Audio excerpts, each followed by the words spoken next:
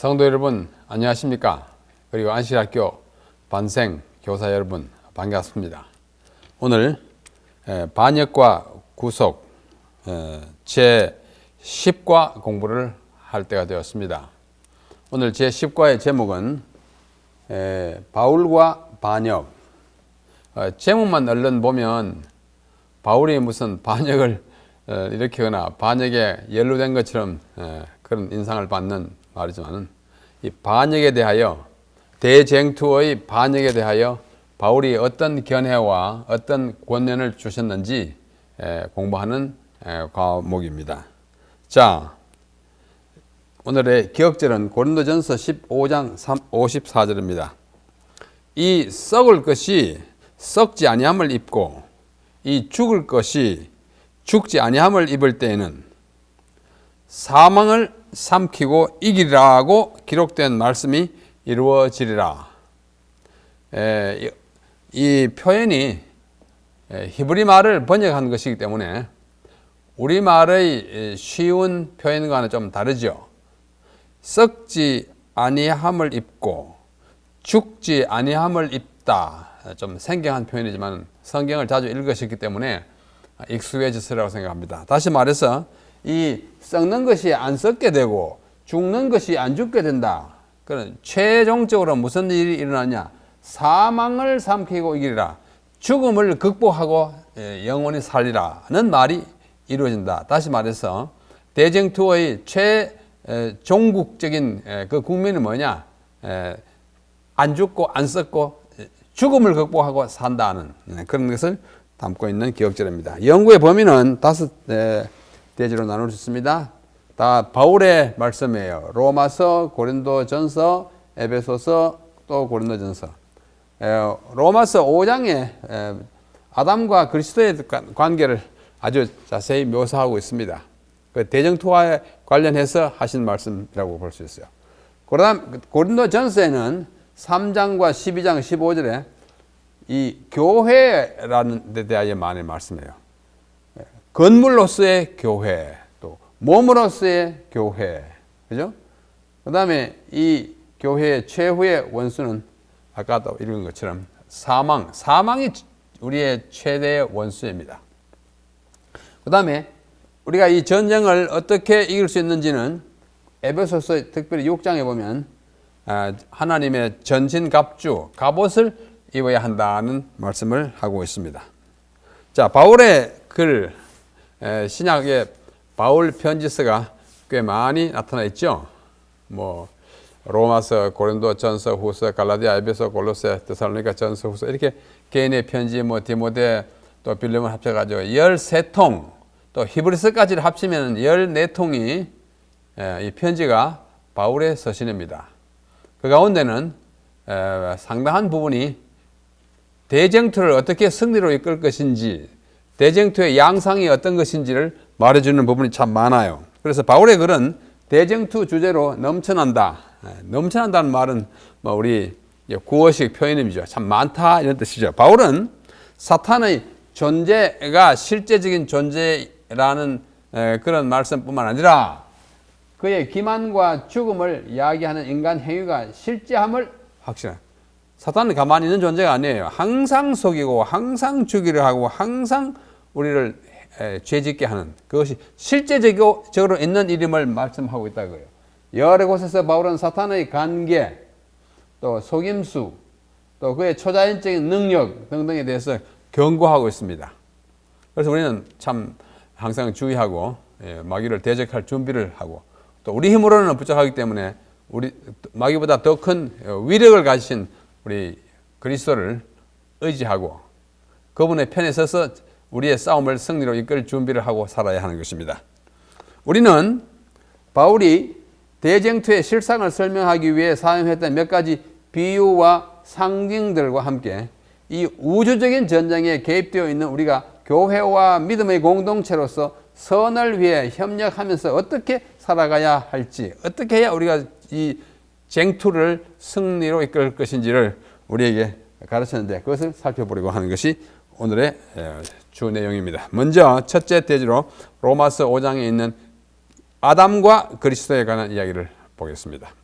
여기 성경 구절로 5장 로마서 12절로 그 다음 좀 띄어서 17절로 19절의 말씀을 제가 인용합니다. 우리 이 교재에 이 성경 구절에 대하여 자세히 말하지 않았지만서 이 성경 구절은 언급하고 있기 때문에 우리가 함께 읽어보는 것입니다. 자, 제가 오늘 특별히 좀 알록달록하게 색깔을 많이 칠했죠. 특별한 이유가 있습니다. 한번 보십시오. 이러므로 한 사람으로 말미암아 죄가 세상에 들어오고 죄로 말미암아 사망이 왔나니 이는 분명하죠. 그다음 이와 같이 모든 사람이 죄를 지었으므로 사망이 모든 사람에게 이르렀나니 한 사람 모든 사람 그렇죠? 그다음에 한 사람의 범죄로 인하여 사망이 그 한 사람으로 말미암아 왕노릇 하였은즉 더욱 은혜와 의의 선물을 넘치게 받는 자들이 한 분 예수 그리스도로 말미암아 생명 안에서 왕노릇 하리로다. 여기도 한 사람 한 사람 나오다가 한 분, 예수님 한 분. 앞에 한 사람은 뭘까요? 범죄했다는 아담을 말하는 것입니다. 자, 그래서 그런즉 한 범죄로 많은 사람이 정죄에 이른 것 같이 의의 한 행동으로 말미암아 많은 사람이 어렵다 하심을 받아 생명에 이르렀느니라. 한 사람의 순종치 아니함으로 많은 사람이 죄인 된 것 같이 한 사람의 순종하심으로 많은 사람이 의인이 되리라. 제가 좀 강조해서 읽었기 때문에 뜻이 더욱 분명하리라 믿습니다. 자, 대조를 이루고 있습니다. 한 사람 또 한 분, 그 다음에 한 범죄 한 행동, 한 사람이 그 다음에 대조적으로 이루는 것이 뭐예요? 모든 사람 많은 사람이에요. 자, 한마디로 이야기하면 아담 한 사람의 범죄로 말미암아 모든 사람이 죄인이 되었고, 그러나 그의 이제 뭐랄까요, 한 대조를 이루는 또 한 사람이 있어요. 한 분이에요. 예수님이에요. 한 사람으로 말미암아 모든 사람이 죄를 범하는 죄인이 되었듯이 한 분 예수 그리스도로 말미암아 우리 많은 사람이 또는 모든 사람이 의인이 될 수 있다고 하는 것입니다.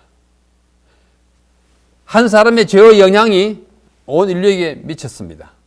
죄인이 된 아담과 하와는 그 자녀들도 죄인의 신분 가운데서 태어나게 되는 것입니다.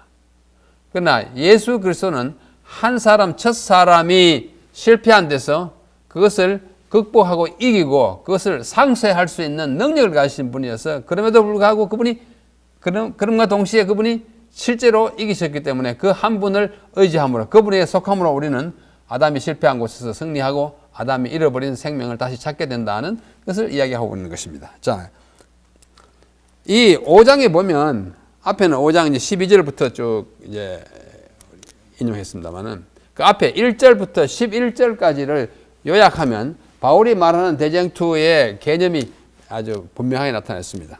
이 교과책에서도 이렇게 조목조목 하지는 않았지만은 다 설명을 포함하고 있습니다. 첫째, 로마서 5장 1절에는 우리는 예수님을 통하여 믿음으로 말미암아 의롭다 칭함을 받는다는 것을 아주 분명히 말하고 있어요. 믿음으로 의롭다 함을 받는다 그랬어요. 그 다음에 2절에는 우리는 하나님께 직접 나아갈 수 있고 소망 중에 기뻐할 수 있다. 왜? 이제는 예수님을 통해 가지고 우리는 의롭게 됐으니까 희망도 있고 나아갈 수 있다 그거예요. 굉장히 좋은 입장으로 올라선 것입니다. 그 다음에 3절로 5절에는 이제는 환난도 더 이상 우리를 불안하게 할 수 없다. 무엇이 우리를 두렵게 하겠느냐? 할 수 없어요. 우리가 하나님, 예수님 안에 있기 때문입니다.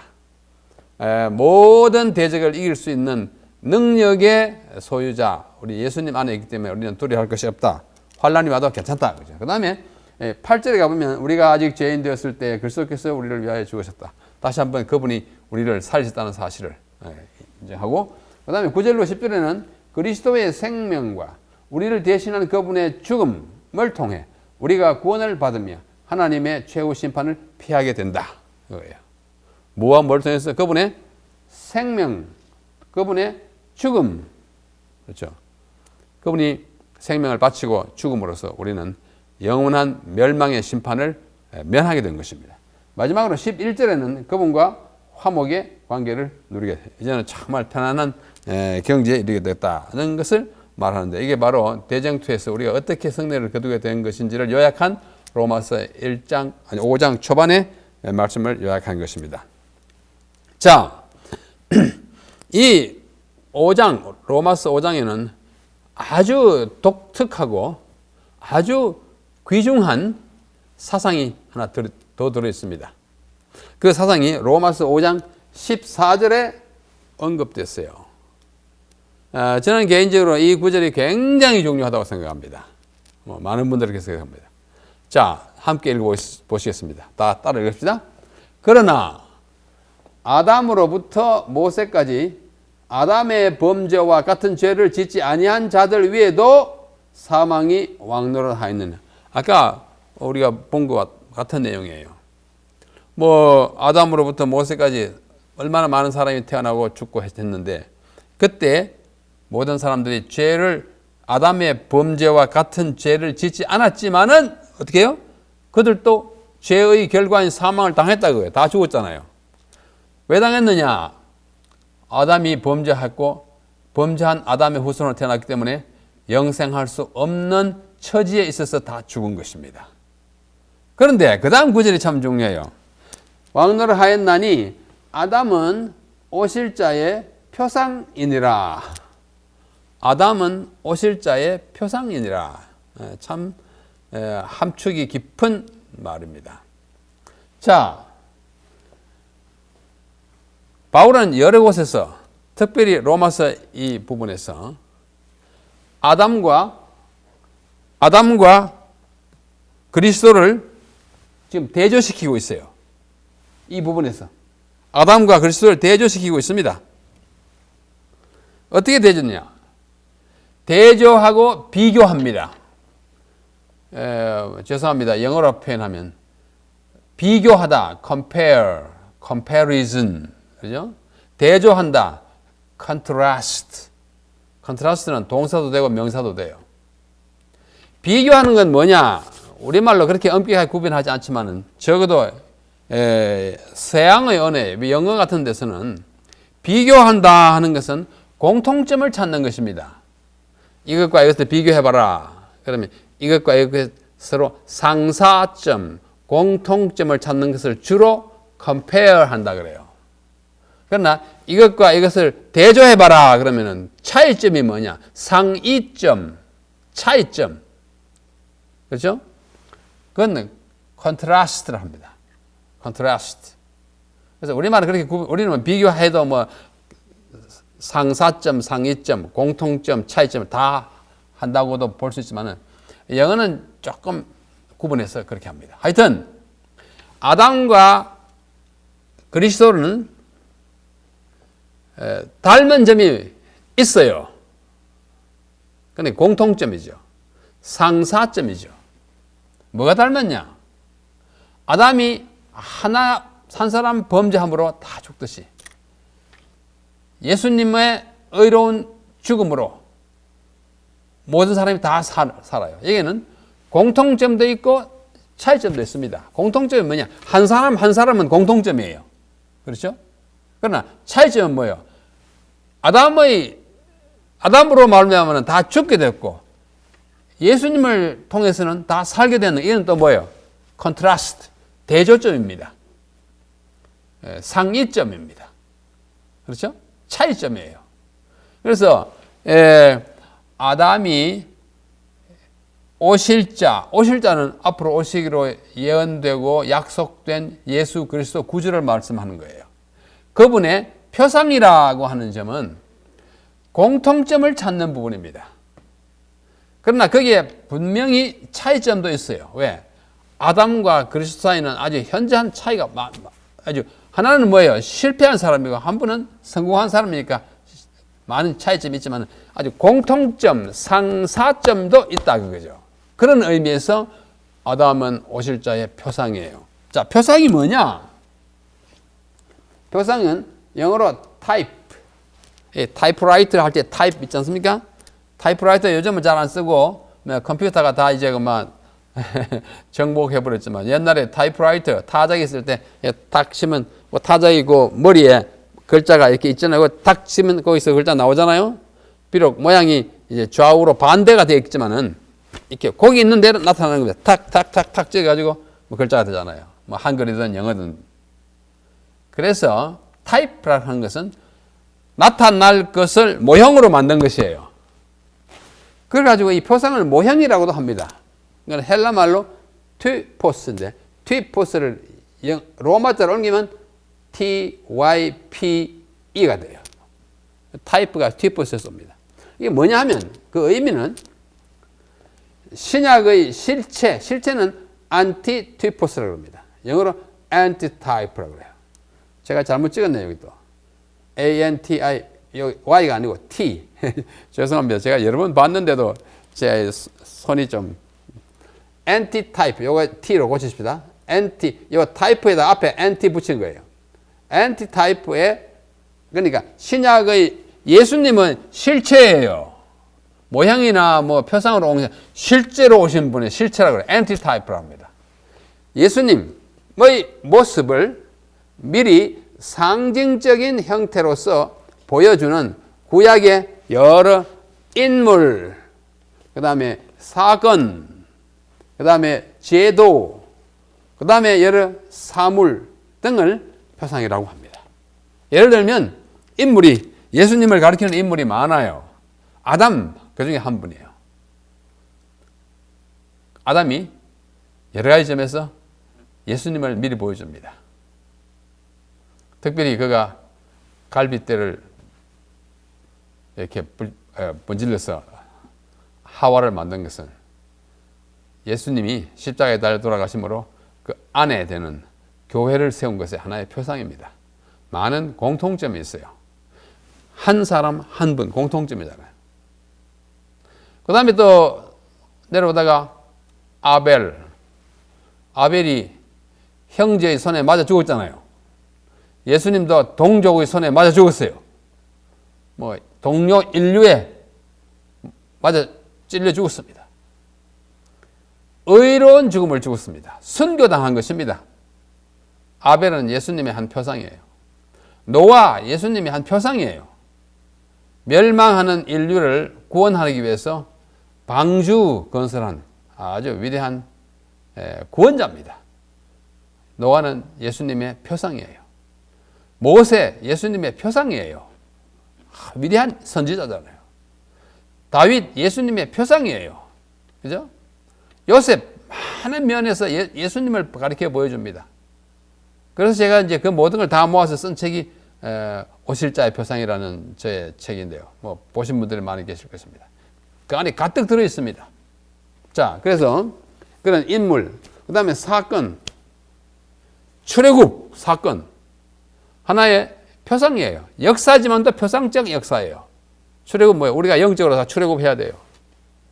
홍해를 걷는 거 역사적인 사건이지만서 우리가 침례를 받아야 하는 것이 하는 표상이에요. 노아 홍수 사건 실제적인 일어나지만 앞으로 멸망당할 것에 대한 하나의 또 표상이에요. 많은 사건이 그래요. 그다음에 제도 있어요. 결혼 제도, 성소 제도 특별히 구원에 대한 표상입니다. 많은 사물 있어요. 광야에서 지켜던 노뱀 표상입니다. 예수님 그랬잖아요. 요한복음 3장 14절에 광야에서 뱀을 든 것 같이 인자도 들리하라. 십자가에 달릴 것에 대한 표상이에요. 많습니다. 라합이 창밖으로 이렇게 떨어뜨린 붉은 줄 표상이에요. 자, 이런 것들이 다 표상이라고 그러는데요. 이 표상들은 구주 예수 그리스도의 여러 면모와 그분의 구원적 사역의 측면들을 미리 보여주거나 예를 들어서 보여주는 것입니다. 그러나 표상은 실체를 예수 그리스도를 완전하게 보여주거나 그 자체가 완전하지는 않습니다. 아담이 예수님의 표상이지만은 오실자 표상이지만 아담 어떻게 해요? 죄인이잖아요. 예수님 죄인은 아니에요. 또 노아가 예수님의 그 구원자의 모습을 보여주지만도 나중에 뭐 술 마시고 뭐 취해가지고 어떤 추태를 보였잖아요. 그들의 생각 다 그런 거 아니에요.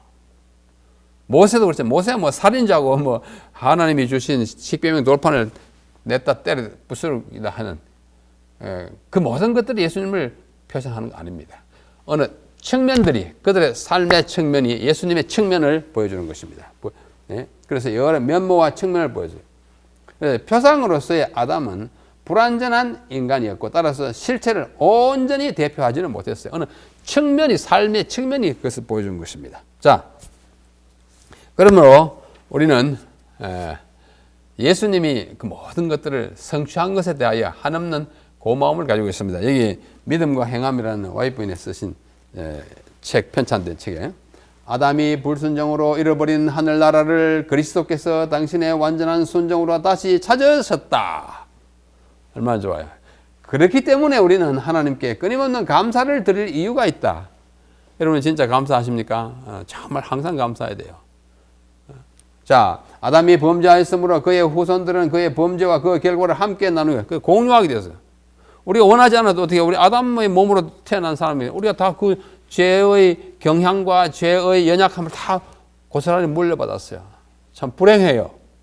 그러나 영 불행하지 않는 것은 그걸 다 또 탕감해 주시고 또 그걸 다 이길 수 있는 한 분이 우리 계시기 때문입니다. 그러므로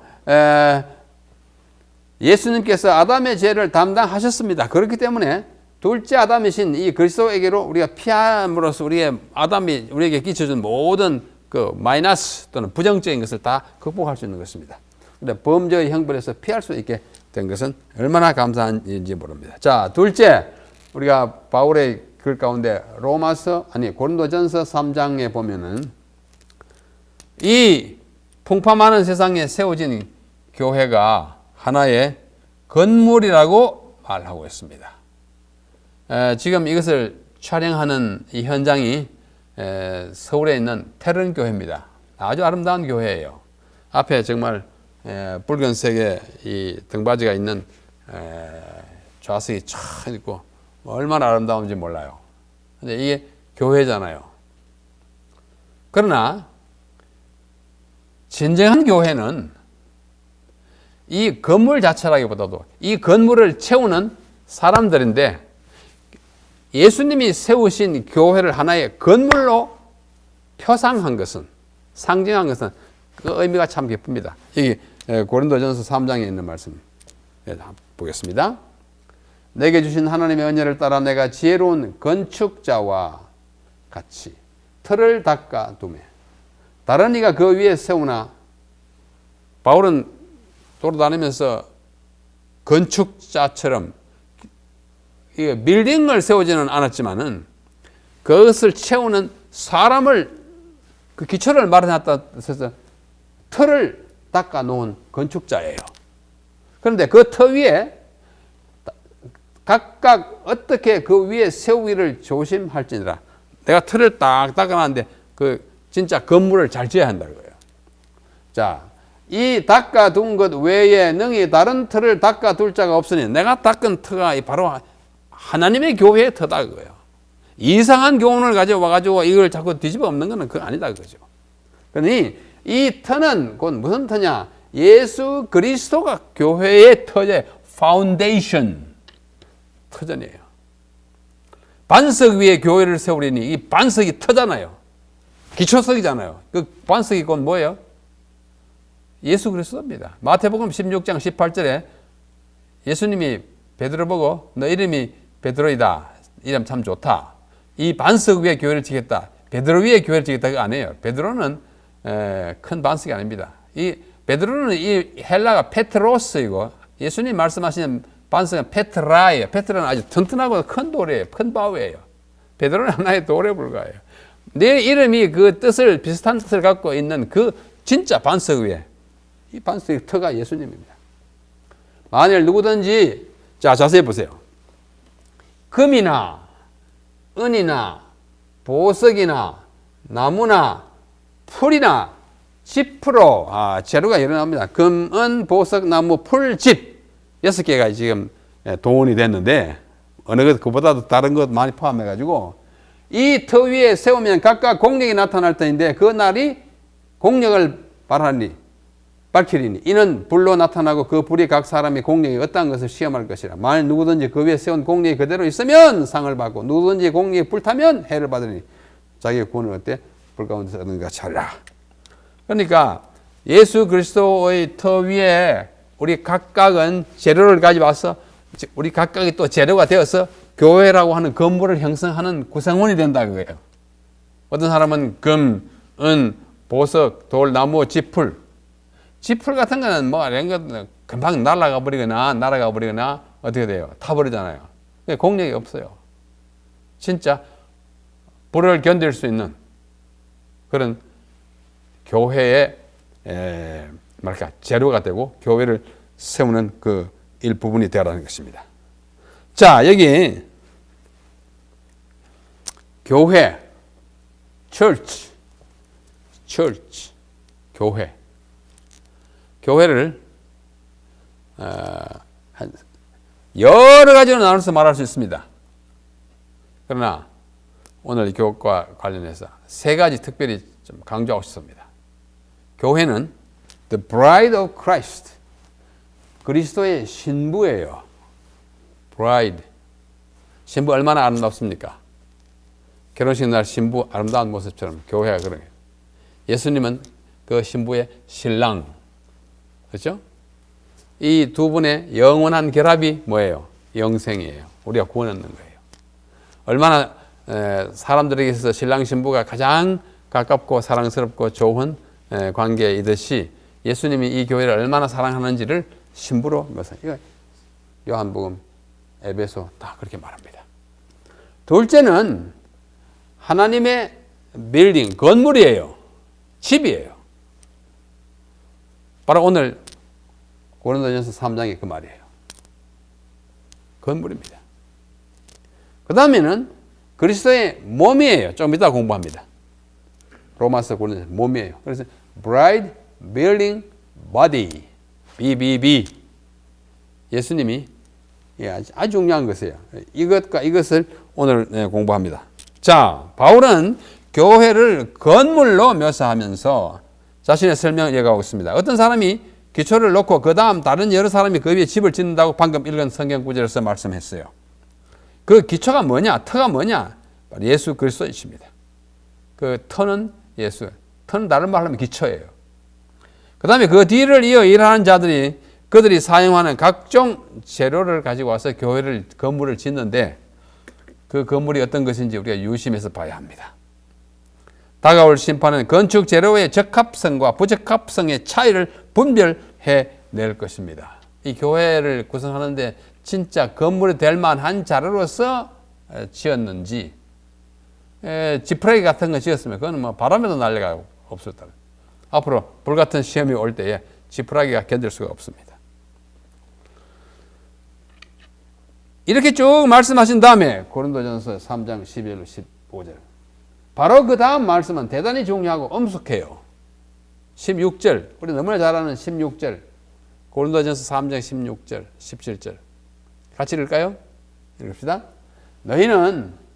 너희가 하나님의 성전인 것과, 또 성전이 신약 시대로는 교회잖아요.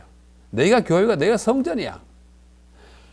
전체가 성전이고 우리 또 몸도 성전이에요. 뭐 6장에 가보면 너희 몸이 성전이라고 말합니다. 성전인 것과 하나님의 성령이 내 안에 계시는 것을 알지 못하느냐. 성령이 계시는 전이에요.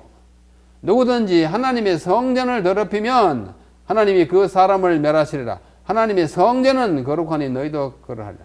하나님의 성전, 하나님의 성전, 하나님 세 번이나 똑같은 구절을 말씀하시면서 우리가 교회가 성전이요. 우리는 그 성전의 일부예요. 어떤 분은 문의 역할을 하죠. 어떤 분은 대들보 역할을 하죠. 어떤 분은 뭐예요? 강두상 역할을 하고. 어떤 분은 뭐 또 다른 역할. 그 어느 것 하나도 없으면 이 건물에 결함이 있는 것입니다. 그렇죠?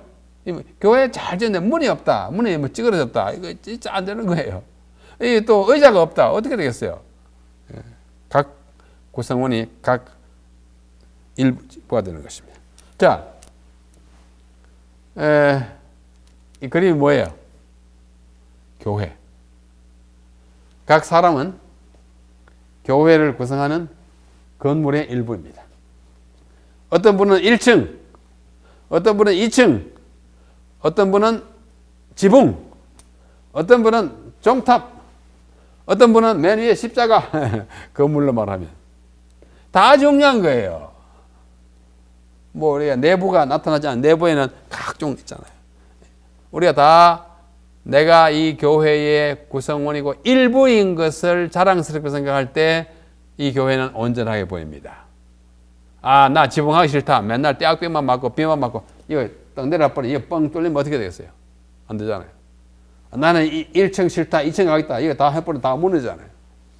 안 되는 거예요. 바울 사도께서 쓰신 에베소서라고 하는 책은요, 대단히 중요한 책입니다. 교회에 관한 책으로서 가장 중요해요.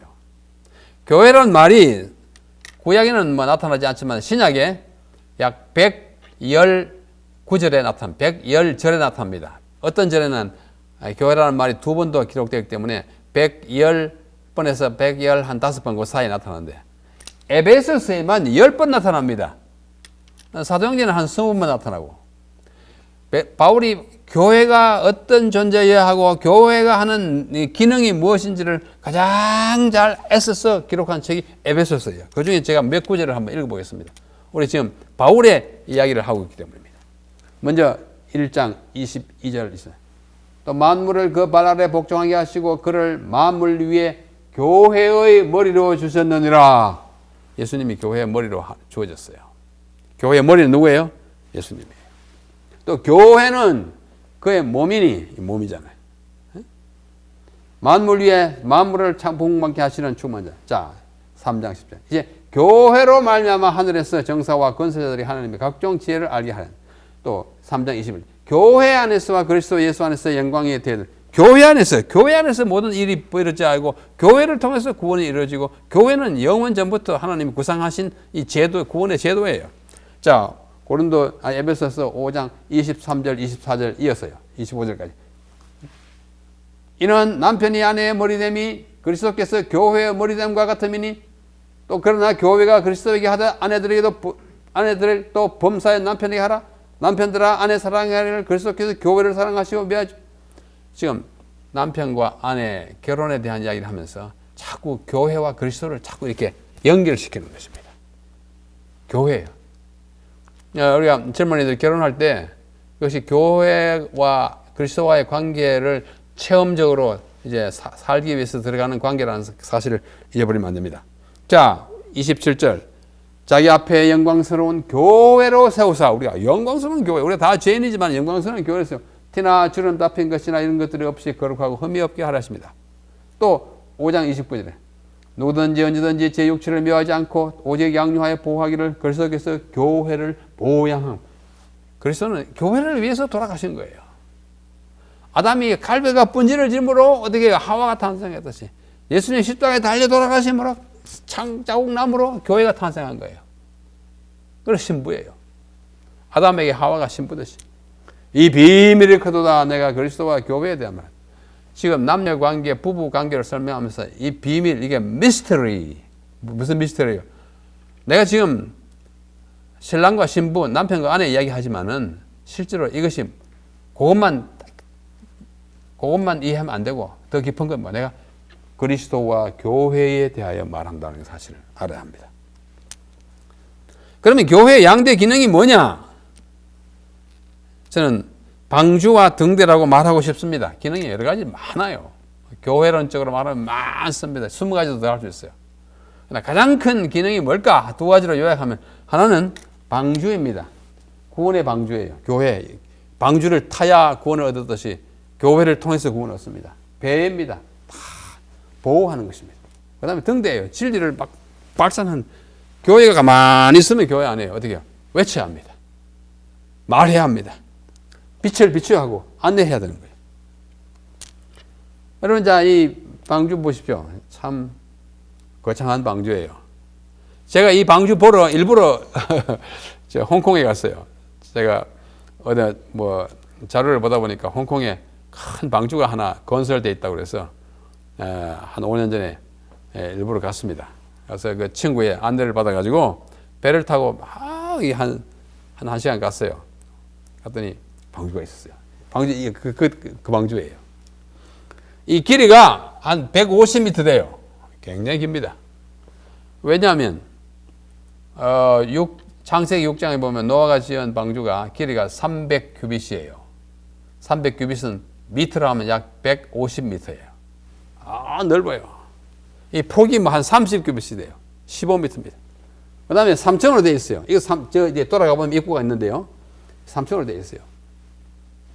제가 아주 기대를 가지고 이제 갔는데, 이래가 쭉 안에 가보니까, 구조는 다 그때 있는데, 그 안에 뭐, 동물이 있는 거 아니고, 사람들이 거주할 수 있는 호텔 형식으로 해놓은 상업적 방주였어요. 그분이 아마 방주에 아주 깊은 인상을 받고, 그렇게 하면 손님들을 많이 끌라고 생각한 것 같습니다. 하여튼, 방주예요. 이 방주는 그렇다 하지만, 진짜 방주는 구원의 방주입니다. 진짜 방주는 이 방주잖아요. 막 몰아칩니다. 비가. 풍랑이 막 일니다. 어떻게 해요? 이 안에는 든든한 안전, 생명의 보전이 있는 것입니다. 교회는 방주입니다. 보호하는 것입니다. 그 다음 뭐예요? 교회는 뭐예요? 등대. 깜깜한 바다에 멀리 항해하는 사람들이 이 빛을 보고 어떻게 생환, 귀환할 수 있는 빛. 안전한 곳으로 올 수 있게 하는 빛. 등대. 교회는 진리의 등대입니다. 바로 그 교회예요. 근데 이 교회에 대하여 바울은 가장 많이 에베소에서 말씀했지만은 엘렌 화이트 여사는 사도행적이라고 하는 책에서 아주 교회에 대해서 강조 말합니다. 이 사도행적이라고 하는 책이 58장까지 있어요. 58장까지 있습니다.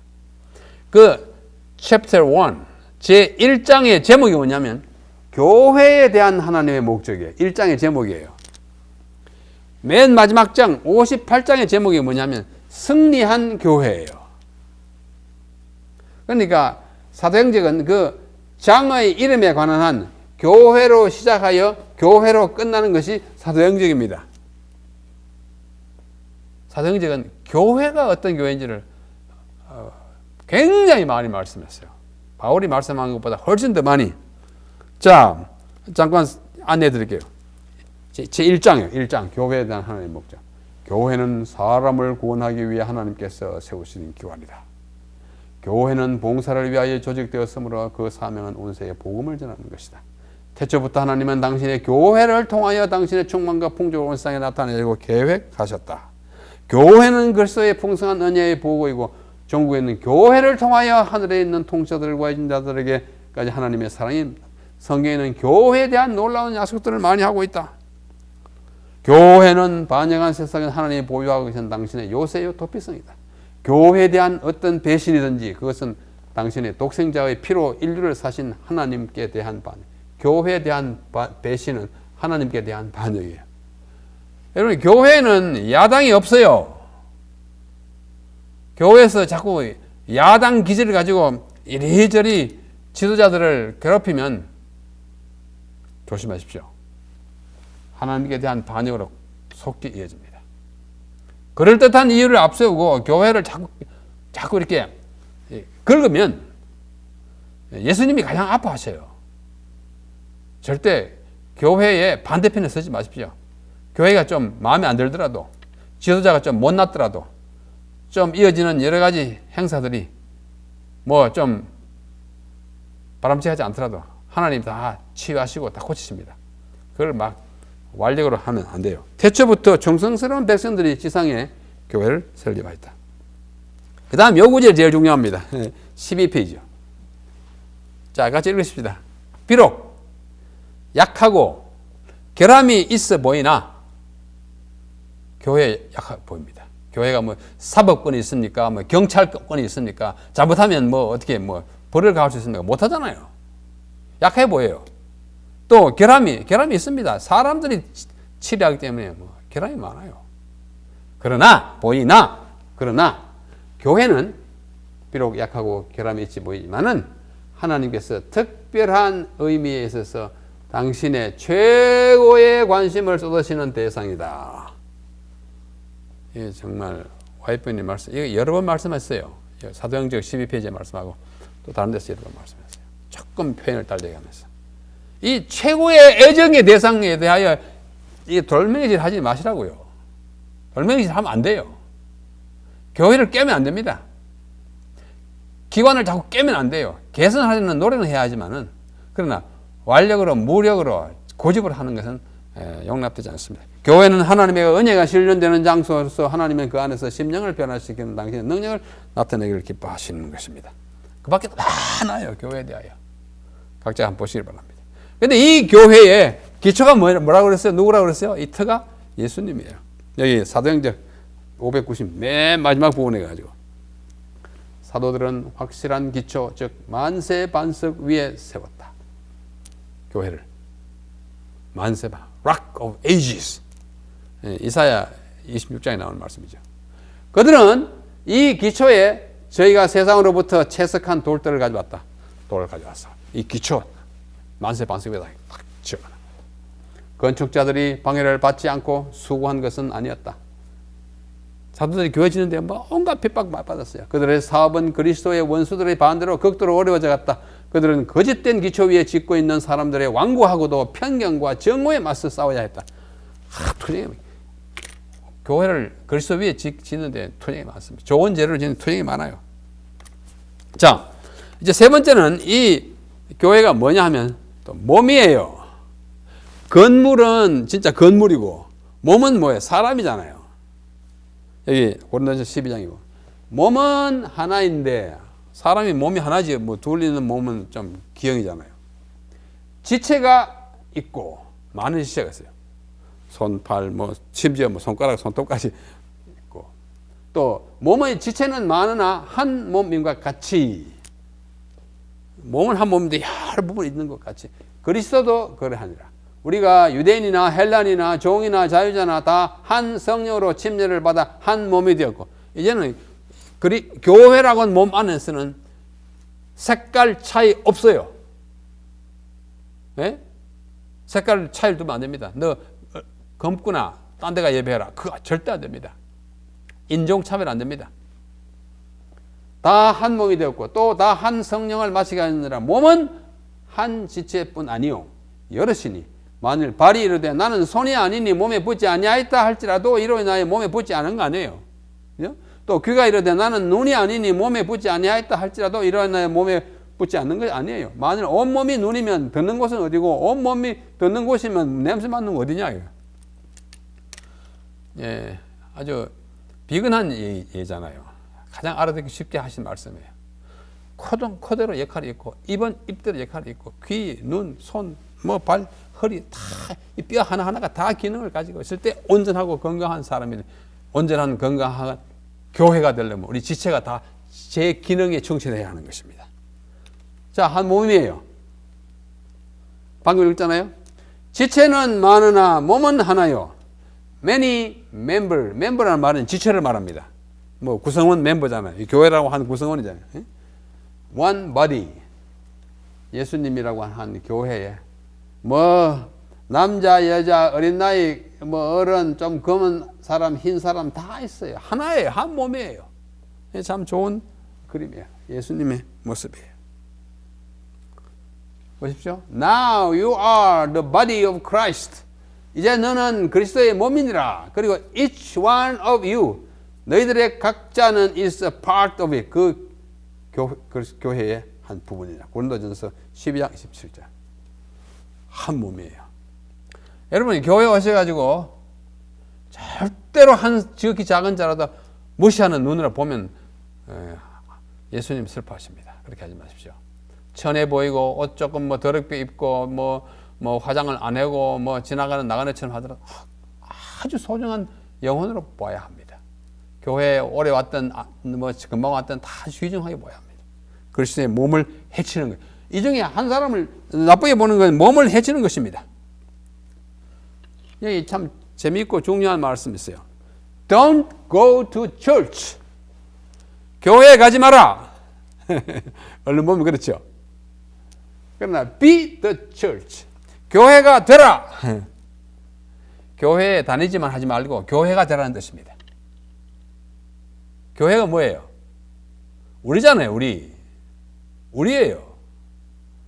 건물이 교회에 왔다 갔다 하긴 하는데 여기 보십시오. 교회에 있어요. church is who we are. 우리말로 그대로 번역하기는 참 힘든 영어의 쉬운 영어 표현이에요. 교회는 뭐냐면 우리가 누구냐이다. 우리의 인간됨이다. 그거예요.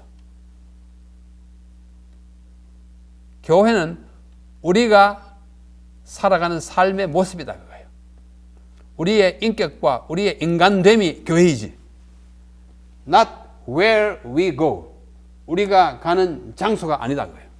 이게 진짜 교회가 아니라 이게 진짜 교회예요. 이분들이 교회이지. 이 건물이 이게 뭘 해요? 물론 예배하기 위해서 건물이 참 좋은 건물이어야 합니다만. 자, 이걸 Don't go to church. Be the church. 교회에 다니지만 말고 교회가 되라. 평범한 말이지만 참 우리가 교회가 되어야 합니다. 여기도 Church is who we are, not where we go. 교회는 우리가 가는 장소가 아니라 우리의 됨됨이다. 우리가 그렇게 살아야 합니다. 교회 정은보감 2권 80페이지에 보면 그리스도의 몸의 지체로서 모든 신자들은 같은 정신과 같은 소망으로 한 몸이 손은 이쪽으로 가려고 그러고 발은 저쪽으로 가려면 이게 어떻게 찢겨 앉잖아요. 한 방향으로 한 정신과 한 소망으로. 교회 안에 있는 분열은 세상 사람들 앞에 그리스도 교를 욕되게 하고 진리의 원수들에게 그들의 행위를 정당화시킬 기회를 줍니다. 바울의 교훈은 그 당시의 교회만을 위해 기록된 것 아니에요. 고린도 교회만을 위해서 아니에요. 하나님께서는 그 교훈들이 우리에게도 오늘날 전해지도록 계획하셨다. 우리는 평안에 매는 줄로 연합하기 위하여 무엇을 하고 있는가? 연합해야 합니다. 분리되면 분열은 나쁘고 연합해야 한다고 말씀하고 있어요. 자, 네 번째 이제는 하나님의 갑옷. 우리가 싸우고 있기 때문에 옷을 잘 입었고 무장을 잘 해야 합니다. 너무나 유명한 에베소 6장 11절로 17절. 또 읽으십시다. 성경 읽는 것이 가장 좋아요. 자, 시작. 마귀의 괴계를 능히 대적하기 위하여 하나님의 전신 갑주를 입으라. 우리의 씨름은 혈과 육에 대한 것이 아니요 정사와 권세와 이 어두움의 세상 주관자들과 하늘에 있는 악의 영들에게 대함이라. 그러므로 하나님의 전신 갑주를, 아까도 전신 갑주 두 번 나왔어요. 악한 날에 너희가 능히 대적하고 모든 일을 행한 후에 서기 위함이다. 그런즉 서서 진리로 너희 허리띠를 띠고 혁대, 또 의의 흉배. 요즘 우리가 개혁 한글판에는 흉배인데 개혁 개정판에는 흉배가 좀 어려우니까 호심경을 붙이고, 호심경은 것은 심장을 보호하는 거울이에요. 거울에 옛날에 이제 구리로 만들었기 때문에 이거는 구리라는 뜻입니다. 우리 심장에 참 염통을 찔러버리면 다른 몸이 아무리 다 건강해도 죽잖아요. 심장이 중요해요. 그래서 여기 보호하기 위해서 이렇게 구리로 만든 거울처럼 반짝반짝 빛나는 그 구리 호심경을 타는데 그걸 흉배, 가슴에 붙이는 배요. 의의 흉배를 붙이고 평안의 복음에 예배한 것으로 신을 신고 모든 것 위에 믿음의 방패를 가지고 이로써 능히 약한 자의 모든 화전을 화전하는 것은 화살 불하거든요. 구원의 투구와 성령의 검, 곧 하나님의 말씀을 가지라. 이 제가 파란 색깔 칠한 것이요. 전신갑주. 그게 뭐가 포함되느냐? 허리띠, 호심경, 방패, 신, 군화, 투구, 칼, 대금. 이게 마지막에 군복입니다. 군복. 또 전투복이에요. 다시 말해 완전 군자입니다. 전신갑주. 전신을 감싸는 갑옷이에요. 이게 아주 아름다운 그림이었어요. 아름답게만 할 뿐만 아니라 방금 읽은 에베소 6장 11절로 17절의 말씀을 실제적인 군복, 군장을 통해서 보여주는 것입니다. 자, 어떻게 해요? 구원의 투구를 쓰고 성령의 검을 가지고 믿음의 방패를 가지고 평안의 복음의 신, 군화를 신고 진리 허리띠를 띠라. 이게 다 이거예요. 의의 흉배를 붙이고. 이걸 좀 자세히 이렇게 뭐예요? 방패, 뭐예요? 믿음의 방패. 그 다음에 투구는 뭐예요? 구원의 투구. 이 뒤에서 머리 맞으면 안 되니까. 그 다음에 무슨 진리의 허리띠를 딱 매야 돼. 이거 옷이 내리면 안 되니까. 단정해야죠. 그 다음에 평안의 복음의 신, 옛날식. 이걸 이제 각반 이게 딱 되고 철로 돼. 이걸 어떻게 해요? 딱 쓰면 눈만 이렇게 나오고, 어지간한 화살을 가지고는 여기 눈으로 딱 찌르지 않는 한은 몸이 안전한. 이게 뭐예요? 전신갑주예요. 이게 전신갑주입니다. 참 좋은 그림이에요. 허리띠는 갑옷을 붙잡아줍니다.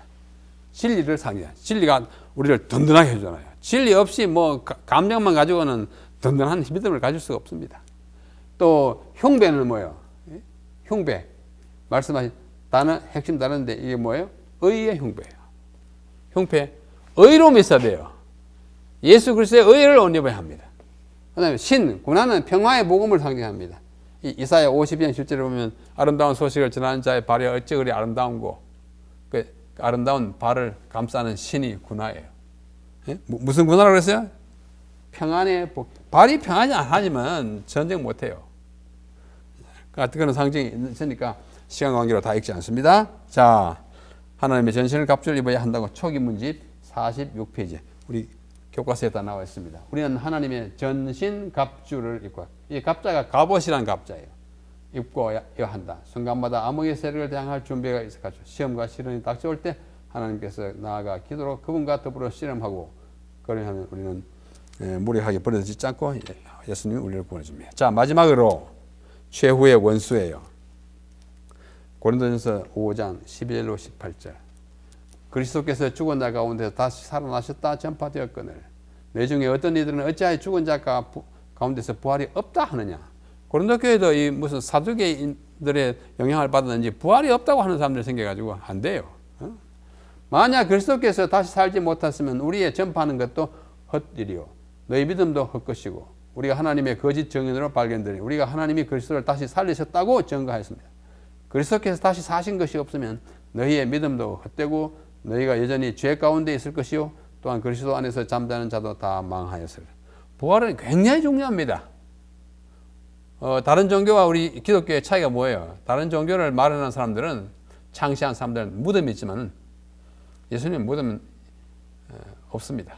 뭐 묻었던 자리에 있다면 그 무덤 빈 무덤이에요. 그 빈 것이 우리에게 충만을 가져다 줍니다. 바울은 그리스도 안에서 우리가 바라는 것이 다만 이 생뿐이라면 우리 모든 사람 가운데 더욱 불쌍한 자.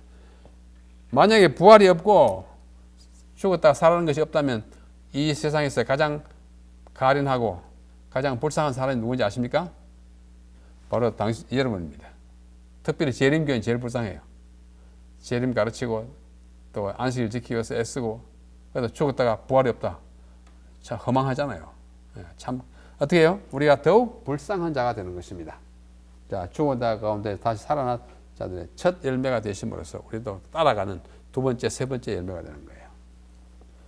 예, 바울은 그리스도를 이제 아담과 비교했죠. 아담 안에서 모든 사람이 죽은 같이 그리스도 안에서 모든 사람이 살리라. 이게 표상이에요. 한 사람이 죽고 한 사람이 다 살린다. 그는 같은 장에서 계속하여 두 아담을 비교합니다. 첫째 아담은 흙으로 창조되었지만 둘째 아담은 하늘에서. 이거는 이제 비교가 아니라 대조예요. 그죠? 대조입니다. 나팔 소리가 나매 죽은 자들이 썩지 아니할 것으로 다시 살아나고 우리도 변화합니다. 이 썩을 것이 반드시 썩지 아니할 것을 입겠고 죽을 것이 죽지 아니함을 입으리로다. 우리가 반드시 사는 거예요. 예, 사도행전 319절에 보면 고린도 교회에 부활을 부정하는 이단이 들어왔어요. 그래서 바울이 굉장히 강력하게 그렇지 않다고, 부활이 있다고, 주님이 오시면 우리가 다 살아난다고, 예수님이 부활하셨듯이 우리도 부활한다고 강력하게 말하는 것입니다.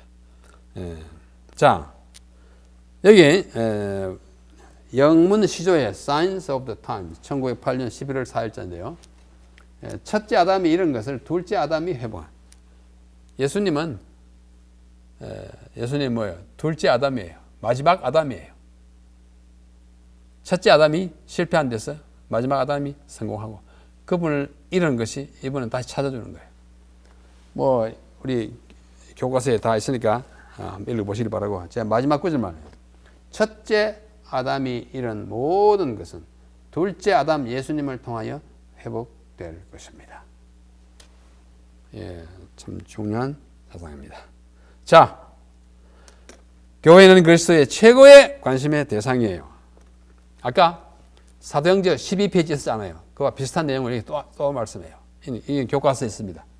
여기 있어요. 아까 인용한 것은 제가 넣은 것이고, 비록 약하고 결함이 있고 끊임없이 경고와 권고를 받을 필요가 있을지라도 그 교회는 그리스도의 최고의 관심의 대상이다.